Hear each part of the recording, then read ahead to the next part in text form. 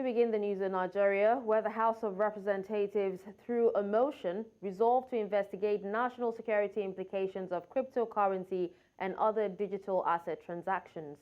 The House is also to investigate the current status of the e-naira on the global cryptocurrency platform, the cost incurred, processes undertaken, and statutory compliance in creating the digital currency.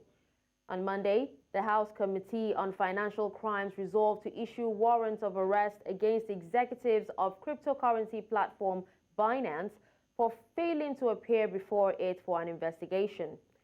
Chairman of the committee, Ginger Onwusibe, said the warrant of arrest is to compel the executives to appear before lawmakers to answer questions on allegations of terrorism funding and financial crimes. Binance has announced plans to discontinue all services related to the Nigerian naira. Binance, a cryptocurrency exchange platform, was accused of exploiting the Nigerian currency, leading to its free fall in value. The company is in addition facing allegations of terrorism financing, money laundering, and tax evasion, among others. The company, in a statement on Tuesday, advised users to withdraw the naira, trade their naira assets, or convert naira to crypto. It was earlier reported that the federal government detained at least 2 senior executives of Binance. The arrest came amidst efforts by the government to rein in speculations on the naira by cracking down on cryptocurrency exchanges. Away from that, Nigeria's Minister of Defense, Muhammad Badaru, says no fewer than 7 top terrorist commanders were killed by security forces in the last few months. The minister made this known during a tour of the Armed Forces Command and Staff College in Jaji, Kaduna State. He also said that there is improvement in the fight against insurgency and banditry. Badaru added that the military is deploying technology for surveillance and tracing to find the terrorists and deal with them decisively, noting that bandits take advantage of the absence of more boots in every corner of the country to launch pockets of attacks. He, however, said the military is aggressively following bandits up to flush them out from their enclaves. Now, to further discuss this, I'm joined by Ahmed Musa Hussaini. He's a public affairs commentator. Good afternoon, Ahmed. Thank you so much for joining me on the news. Hello, good afternoon. It's a pleasure to have you. So now, Ahmed, even with the death of these commanders, is the threat of terror and banditry still a major security risk in Nigeria? Because we've actually heard times without number that the military has actually recorded gains against these terrorists, but, you know, the activities persist. All right, yeah, actually, killing terror leaders is an important, actually, achievement for our security agencies in the sense that it exacts a price on these criminals. By impressing upon them that, you know, sooner or later, the long arm of Nigerian justice is going to catch up with them. But from a security perspective, it does not always translate to a decline in terror activity, because when terror leaders are killed, actually some other, you know, middle ranking or senior ranking guys actually step in to fill that vacuum. And sometimes they tend to be even more vicious than actually the leaders that they are replacing.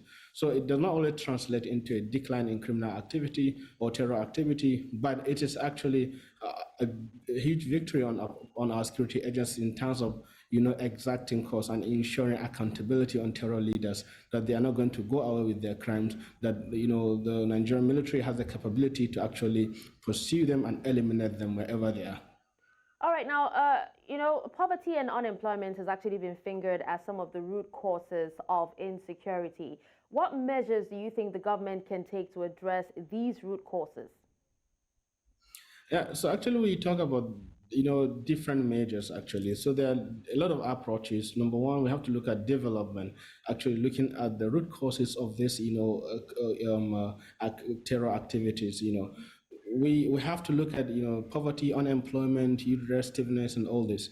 And then there's also the aspect of, you know, defense, where we have to actually equip, train, and properly motivate our security agencies for them to be able to actually do their work adequately.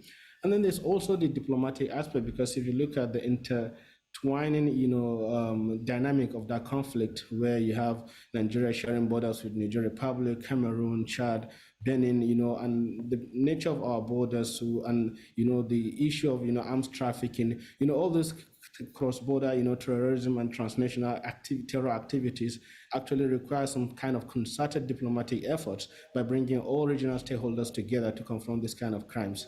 And then there's also the issue of dialogue. If you look at the communal aspect of this conflict, especially the farmer had the aspect, or the Fulani and the other communities living in those areas. So we also need to engage those communities, assure them, promote accountability, ensure that every stakeholder is carried along, and there are consequences for people or actors that are actually fueling this kind of criminal activities. So it has to be an integrated kind of approach, touching on the root causes in terms of development, in terms of diplomacy, in terms of security, and intelligence gathering, and in terms of also community engagement and dialogue. All right, so now we know that, the Borno state government is actually doing so much to stop the spread of radicalization, in our young boys today, and, in other parts of the country as well. Now, what else do you think can be done to prevent the spread of radicalization and also recruitment of young people into these terror groups? I think that should actually be a very, very important start to ending terrorism in Nigeria. I think the biggest tool we can use against radicalization, the biggest counter-radicalization measure that governments can actually deploy is development, economic and social development, by ensuring that our youth actually have work to do. Our youth are properly educated, properly trained, they have some work to do. They have the impression that they have a future, in this country. They have, so definitely when there's development, there's economic empowerment, there's inclusive development, there's a, shared prosperity within the country, and everyone has, that is willing to work, has a job to do. There's some form of social security and social welfare, take care of people. I think people with, when the system works and there's no exploitation, there's no bad governance and corruption, I think these are the major tools that we can use against radicalization. But any other things that we can come up with in terms of re-education, in terms of some kind of intellectual reorientation and what have you, these are not going to work as long as there's bad governance, and as long as there's social exclusion, as long as we have millions of people roaming the street without education, without a future, as long as we have millions of our youth without jobs, without any hope for living in despair and economic destitution and deprivation. So the major tool that we're going to tell the government actually to work on is to ensure there is inclusion, inclusive development, good governance, and by tackling these root causes along the developmental trajectory of the country is a major tool that the government can use against radicalization. Any other tool is just window dressing. It's not going to last, as we have seen a couple of times. All right, now let's discuss another challenge, which is arms proliferation. And we've actually seen situations where security agencies have arrested people with light arms in their cars, in motorbikes, in sacks of food and all that. Now, what ways do you think government can actually address this particular issue of arms proliferation in Nigeria, and how can they tackle the sources? I'm talking about the sources, not the intermediaries or the middlemen of weapons and ammunition for the terror groups. So there are actually two channels for arms proliferation in Nigeria. We have the local and we have the international. The local is you have the local weapons manufacturers, but the biggest one is actually the international channel. So you have pockets of conflict across the Sahel, from Libya to Mali to other parts of the Sahel region, and even globally, even beyond at the African continent.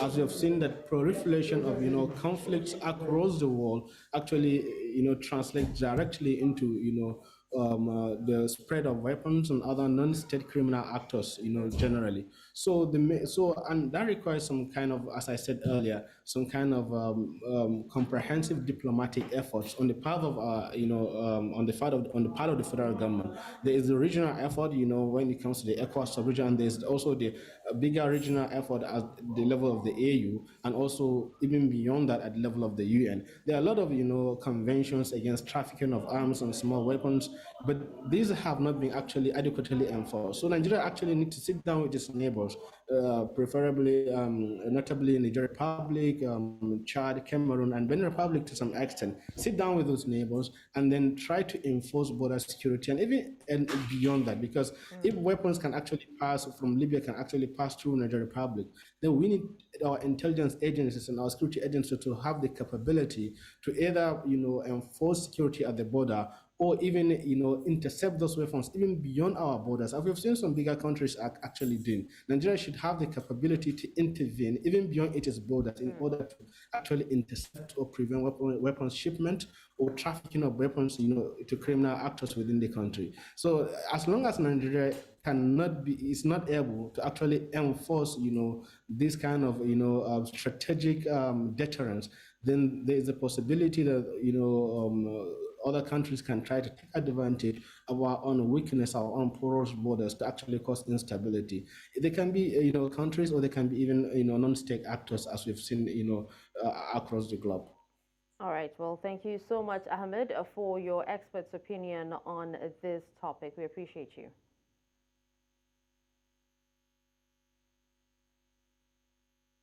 All right, away from that, the Economic and Financial Crimes Commission has intercepted 21 food trucks heading to neighboring countries. Announcing the seizure in a statement on its X handle on Tuesday, the anti-graft agency said the items were heading towards Chad Republic, Central African Republic, and Cameroon. It said the seizure was made by operatives of the EFCC Maiduguri Zonal Command. The statement added that the trucks were intercepted in a sting operation at major exit routes along Kalabari, Gamborungala, and Bama roads in Borno State. The looting of a government warehouse containing grains in Nigeria's capital, Abuja, has continued to generate reactions. Some residents in the capital who spoke to News Central say the incident paints a bleak picture on expectations for the future, adding that if nothing is done to address the current hardship, citizens should prepare for the worst. Our correspondent, Marvelous Obomanu, tells us more. Fighting economy, scarcity of food due to insecurity, and high cost of food items in the market. Many say surviving in Nigeria today is a miracle, while those who belong to the working class may not feel the bite. Others are resorting to self-help. An example is the recent looting of a government warehouse in Nigeria's capital, Abuja. If the government does not do the needful, if you don't, provide security for lives and property of the people in the villages, in the communities, even around the FCT, for people to farm in confidence and in safety, there's more hunger brewing and there's more looting going to happen. But I do hope it doesn't get out of hand. It's not time for promises, it's time for action. Now we are seeing attacking warehouses, attacking lorries carrying food and all of that. That is just the beginning. Because when desperate people are pushed to the wall, they don't have any other thing but to push back. So what we are seeing is a pushback on the people. People are hungry, people are losing their jobs every day, the economy is not getting better. So what do you expect people to do? These are abnormal times. So anything I see, anything you see now, anybody who acts abnormally, you somehow will not want to blame the person because the person is hungry. The person is not thinking with his right senses. And if the government doesn't do anything to arrest what is going on right now, I think worse will happen. Although the actions of the looters are inexcusable, some still blame government, saying citizens can no longer bear the hunger being witnessed. The government needs to wake up. It's almost a year gone into this administration and nothing is on ground to show that there is every seriousness to arrest, an impending doom in terms of hunger and deprivation. A country that is as endowed, right, in every wise, has to go through this mess. The looting in the Federal Capital Territory recently is a clear indication that there is hunger in the land. People are becoming increasingly desperate. This is not a doomsday prophecy, but if the government fails to address the issue of hunger, like many say, the Gwagwa burgling could be a foretaste of what may happen soon. The signs are not good. In Abuja for News Central, Marvelous Oboman. Thank you, Marvelous, for that report. Now, the Nigerian Customs Service says it has commenced the sale of about 120 arrested trucks of smuggled food items to citizens in need. The Comptroller General of the service made this known during an engagement with relevant stakeholders and lawmakers in the nation's agriculture, saying that it is acting under a directive from President Bola Tinubu. Idong Joseph reports. The legislative business of the day commenced with the House first considering petitions laid before it and motions of urgent national importance. Then followed the entrance of relevant stakeholders in Nigeria's agricultural sector for a third dialogue on food production and resolving the nation's hunger crisis. Collective effort must focus on addressing both demand and supply factors along with the persistent challenge of food price inflation. Through thorough analysis, I have identified 4 critical levers for improving food security. Nigeria's Minister of Agriculture says that the present food scarcity is as a result of insecurity, the COVID-19 pandemic, smuggling of foodstuff out of the country, and the Naira redesign policy of the last administration. There are other issues that have affected agriculture. Case in point, COVID in 2020 had a great impact worldwide, not only to Nigeria.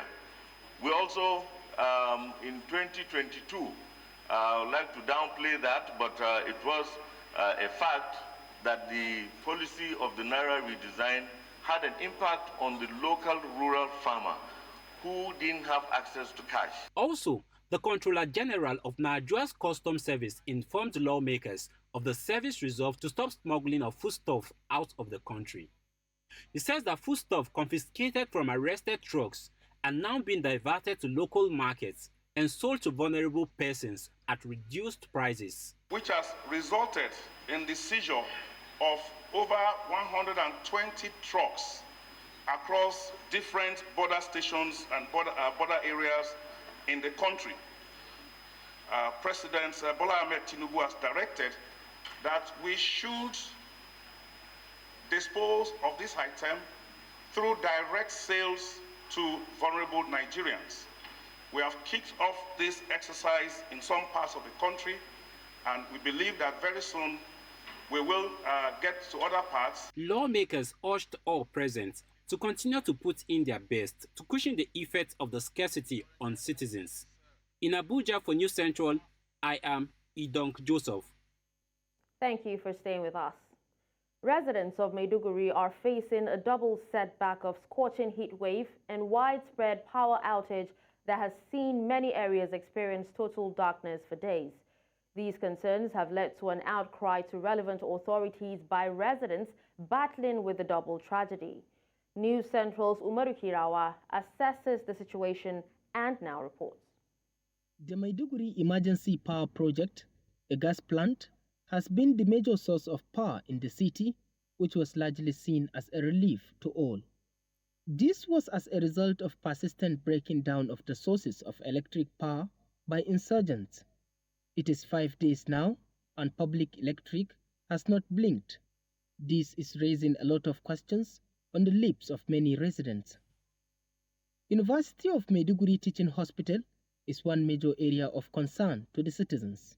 In the past, University of Maiduguri Teaching Hospital was the pace setter in health services, in healthcare development services delivery. So I don't know over the years what happened to the University of Maiduguri that the services are deteriorating. Only recently, fees were raised, the rates were raised, far skyrocketed far above the means of those who rush to the hospital to obtain healthcare services from all directions. coupled with the fact that, just consider the economic situation of the country.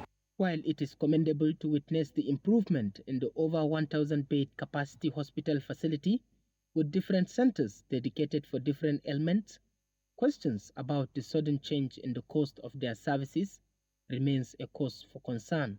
What is happening now, when you go there now, there's no light, and many patients are crying, and some people are without their patients to another state hospital. All we know that we are appealing to federal government, let them do something on them. Because many of them are suffer. So we are appealing to federal government, let them do better thing for them. All these utilities, electricity, water, they are not supposed to be in short supply. The teaching hospital must not, for less than a minute, have any power failure. Must not. A teaching hospital of this standing. This video showed how the hospital is battling with the power outage, which requires swift response. I tried to reach the chief medical director of the hospital, but he was said not to be on seat. Perhaps the complaint of lack of adequate funding by the CMD during the 40th anniversary of the hospital months ago might be the cause of the ugly situation in the hospital. The NEPA have increased their tariffs. Sometimes our NEPA bill in a month will reach like 39 million. And our IGR, the whole of it is no more than 40 million. So you don't have money to buy any other thing. So funding, power, we all know the importance. The generators, we all know the 2 years that we went through without electricity in Maiduguri. We were spending virtually 60, 70 million in a month for 10-hour electricity. So funding is the major thing. I think governments should look at really the effect of the fuel subsidy. I think some of it can be also, the reliefs can go to healthcare. The residents of Maiduguri, however, hope that their concerns will be addressed promptly by the government so that normalcy can be restored with effective healthcare for citizens. In Maiduguri for News Central, Umoru Kirawa. The recent visit by Nigeria's President Bola Tinubu to Qatar has brought much expectations from the Nigerian business community. While Nigeria and Qatar have had their own fair share of trade in the last few years, citizens will be hoping that President Tinubu's visit will yield inflow of direct foreign investment to Nigeria. Amading Uyi gives us an overview of events that played out in the Gulf state of Qatar. It was my responsibility this afternoon is to tell you, the Qataris, that Nigerians are your friends. Open for business. Open for honest partnership. A loud and bold statement from Nigeria's President Bola Tinubu during his recent visit to the Gulf state of Qatar. With Qatar having the fourth highest gross domestic product per capita in the world, ranking 47 in the Human Development Index worldwide, and taking the number 3 spot in the Arab world, Qatar can be regarded as a major economic power in the Middle East. Thus, the visit by Nigeria's president to Qatar came with much expectations. Qatar is rated as a high-income economy. It has the third largest reserves of oil and gas in the world. It is also the largest exporter of liquefied natural gas in the world. The presidential team started with a business forum. We saw the signing of historic agreements between both nations. The business forum, as you know, is quite significant because it's not just to introduce the businessmen, but it's for us to forge relationships and partnerships for investment opportunities, for progress, for cooperation, for cultural interchange, and for every other thing that makes us human. Economic relations motivate mutual investment so as to benefit us all and achieve the aspirations of both friendly countries of development and prosperity. This is an important platform to discuss various economic areas of common interest and to review the different capabilities and different trade, investment, and economic sectors in both Qatari and Nigerian markets, as well as supporting and encouraging the business sector in both countries to develop and diversify partnerships and open new horizons of cooperation to support development efforts. The president, also during a bilateral meeting, assured the business community in Qatar that Nigeria remains the go-to investment destination. To assure you that the country as a whole, of over 240 million people, is ready and anxious to welcome you and your investment with open arms and open mind, to assure you that your investment is safe in our hands. With Nigeria and Qatar having its own fair share of trade in the last few years, it is hoped that the agreements reached will herald a new era of cooperation by both countries, creating business opportunities for citizens. In Abuja for News Central, I am Amadine Uyi. Emotions were high as family, friends, and associates gathered to celebrate the life of Chizoba and Chizi Wigwe, the wife and son of the late Group Managing Director of Access Holdings, Herbert Wigwe. The event took place at the Echo Hotel in Lagos, southwest Nigeria. Among the dignitaries present were Jimmy Odukoya, Senior Pastor, Fountain of Life Church, and Ian Adams, Senior Director, Africa Finance Corporations. Chizoba, alongside her husband and son, died in a helicopter crash on February 9, 2024, in the United States on their way to attend the Super Bowl 58 championship in Las Vegas. I would compete with the Lord and that he would go home before all of us. So in my time, the struggle was not when he will leave the AFC team, but how long we can keep him. And I would even gesture to him, you know, you're not ready to go to your dad yet. Watochi is there, so don't worry. And that was a selfish motive.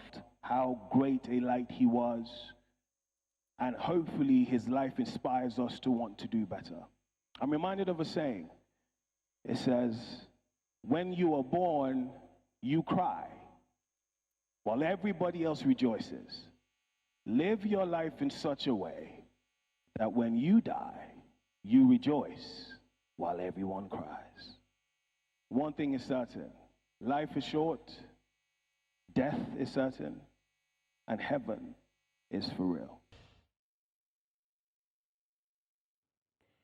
The news continues in East Africa, where the World Food Programme has warned that the war in Sudan could trigger the world's largest hunger crisis unless fighting stops.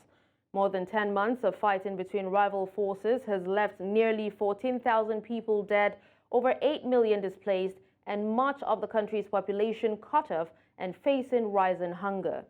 Many have been displaced multiple times. They arrived at transit camps with close to nothing, hungry and desperate for help. During a visit to a camp in neighboring South Sudan, WFP head Cindy McCain said the victims of the war have been forgotten. She also said that aid agencies have to be given access to those facing emergency levels of hunger who were stranded in areas cut off by violence.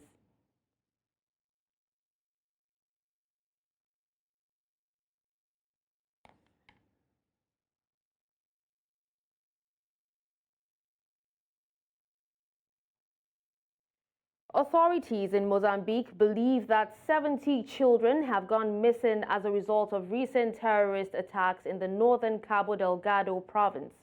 It is believed that they were separated from their families as many migrated to a neighboring region in recent weeks. There are also suspicions that some of them were kidnapped by Islamic State fighters. Violence in Mozambique has recently escalated, with Médecins Sans Frontières reporting that 80,000 people have been displaced since January. The children were among thousands who fled Cabo Delgado's Churi district to Nampula province in recent weeks.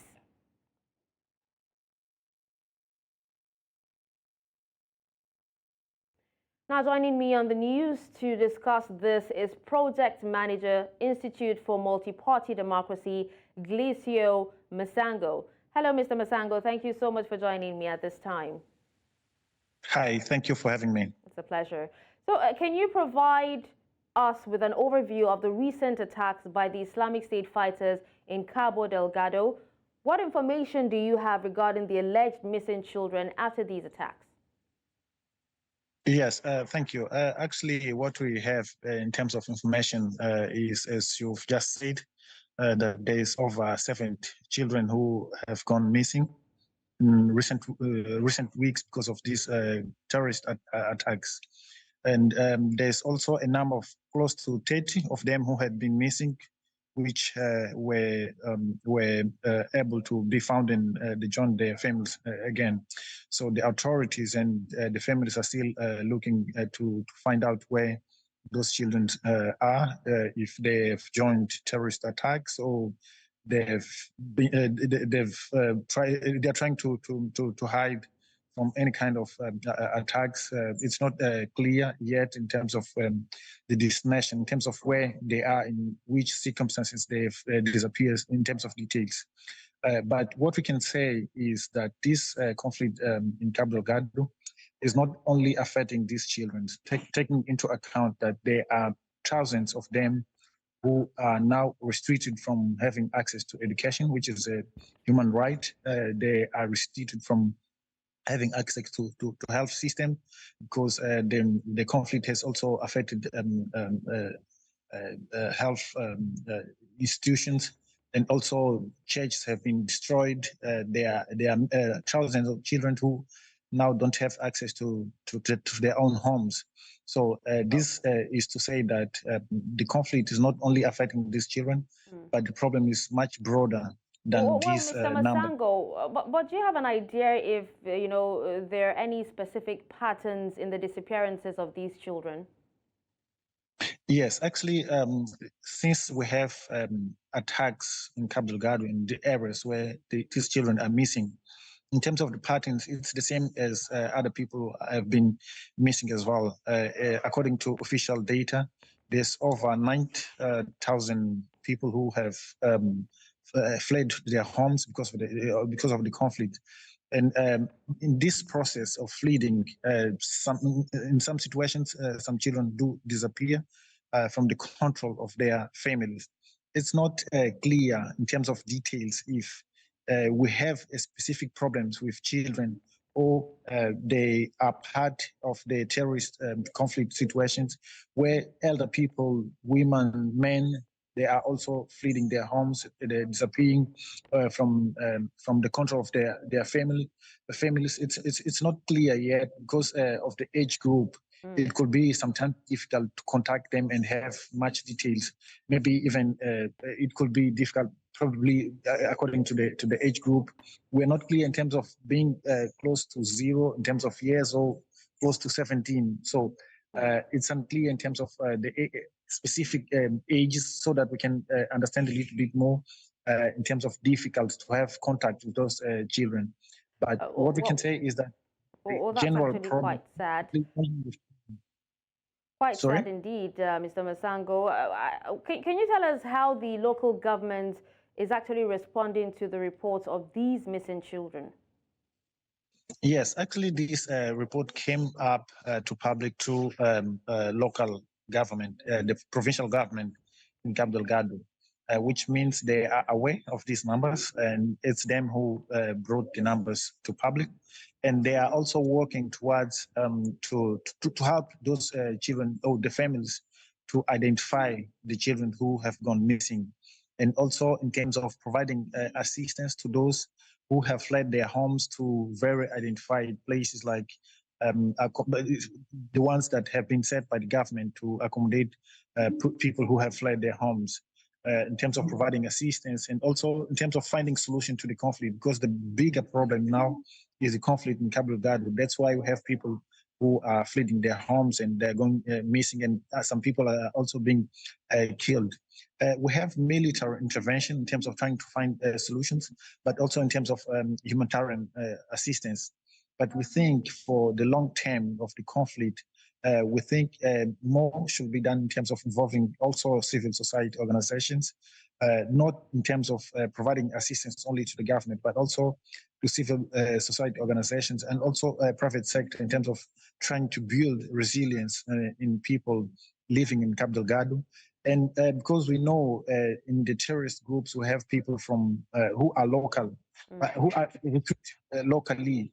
We think interventions, including reinforcing local communities' resilience in terms of making them less vulnerable to terrorist recruitment, could also be some way of finding a solution. Not, however, to say that the military component is irrelevant. It is very relevant and it helps to solve the immediate consequences of the conflict. But for the longer term, we think more should be done. And we, as civil society organizations, have been trying to find solutions where we can contribute using this kind of approach. All right. Well, thank you so much, Mr. Masango, for taking time out of your busy schedule to speak to us on this. Thank you very much for having me. You're welcome. Now, away from the African continent, a Haitian gang alliance leader, Jimmy Cherizier, alias Barbecue, says the country is headed for civil war if Prime Minister Ariel Henry doesn't resign.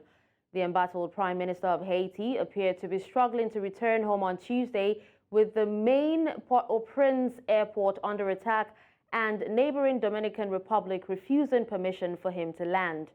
Ariel Henry, who was supposed to step down last month, had been out of the country last week when armed criminal gangs who control large swaths of the country announced a coordinated assault to oust him.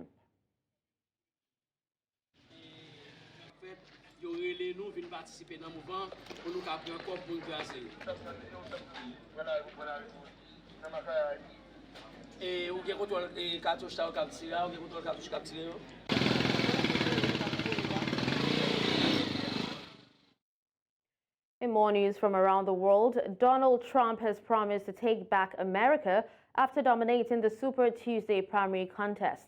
Speaking at his Mar-a-Lago estate in Florida, the former president declared that it was a day he had been waiting for. Meanwhile, President Joe Biden largely sailed through the Democratic nominating contests. The results all but guarantee a repeat of the 2020 election.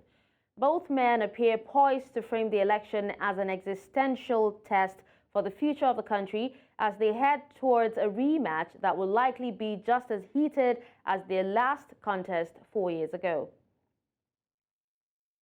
Because November 5th is right around the corner. November 5th is going to go down as the single most important day in the history of our country. And we want to have unity, and we're going to have unity, and it's going to happen very quickly. And I have been saying lately, success will bring unity to our country. And frankly, our country is dying, and we're going to make America great again, greater than ever before. Thank you very much. It's been a big night. Thank you very much. Yemen's Houthi group has announced that it carried out a military operation in the Red Sea against U.S. warships. The group's military spokesperson in a statement said Yemen's armed forces targeted 2 U.S. warships with missiles and drones without providing further details. There has been no immediate comment from the U.S. on the statement. The Houthis have been targeting Israeli-owned or operated cargo ships in the Red Sea carrying goods to and from Israel in solidarity with Palestinians in Gaza, which has been under a destructive Israeli war supported by the U.S. since October 7th last year. المسلحة اليمنية بعون الله تعالى عملية عسكرية نوعية استهدفت من خلالها مدمرتين حربيتين أمريكيتين في البحر الأحمر، وذلك من خلال قواتنا البحرية والقوة الصاروخية وسلاح الجو المسير. وقد تم تنفيذ العملية بعدد من الصواريخ البحرية والطائرات المسيرة. إن القوات المسلحة اليمنية لن تتردد في توسيع عملياتها ضد كافة الأهداف المعادية، وذلك استجابة لنداءات الأحرار من أبناء شعبنا العظيم وأمتنا الإسلامية في تقديم الدعم والإسناد للشعب الفلسطيني الذي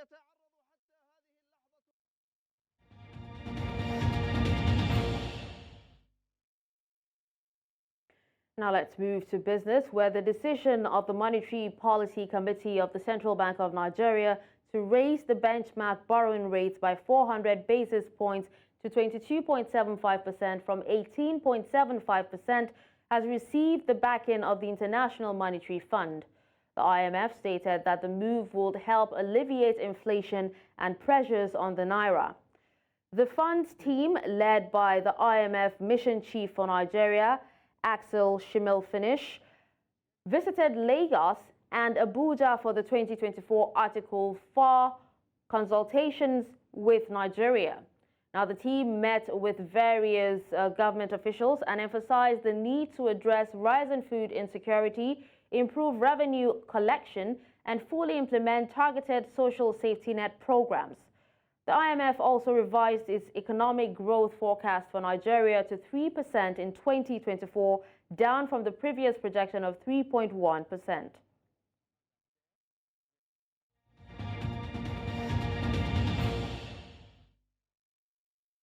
Now, in the world of sports, Nigeria's wrestling contingent is due to arrive in Accra, Ghana for the 2023 African Games after leaving Yenagoa Tuesday, where they were camped. The 20-man delegation, led by the president of Nigeria Wrestling Federation, Dr. Daniel Igali, left Yenagoa for Port Harcourt Airport en route to Abuja before leaving the country for Ghana on Wednesday. Speaking on the hopes of the Wrestling Federation ahead of the Games, the president of Nigeria Wrestling Federation, Dr. Daniel Igali, said the expectation is for the athletes to put up a good performance in the Games. After staying out of action for almost 3 months, Nigeria's Super Eagles midfielder Wilfred Ndidi has finally returned to action for Leicester City. The hard-working midfielder missed the 2023 African Cup of Nations in Ivory Coast due to injury, and the Foxes have seriously felt his absence. After recovering fully last week, he was introduced into the game against Sunderland on Tuesday in the 70th minute, and he was able to stabilize the team as they secured a vital away win. With 10 matches remaining, Ndidi is expected to play a key role in the team as they continue their chase for the promotion ticket. Black Queen star Evelyn Badu has moved to France and signed for FC Fleury 91 Feminines after 2 seasons in Norway. The French side announced the 21-year-old had been hired until 2025. Evelyn scored 2 goals in 25 appearances for Avadnes, but the club were demoted from top Syrian last season. The former Hesakas star unveiled alongside Cameroon international Bernadette Ngase-Mbele. Badu was named the 2022 CAF Women Youth Player of the Year, also the CAF Women Inter-Club Player of the Year.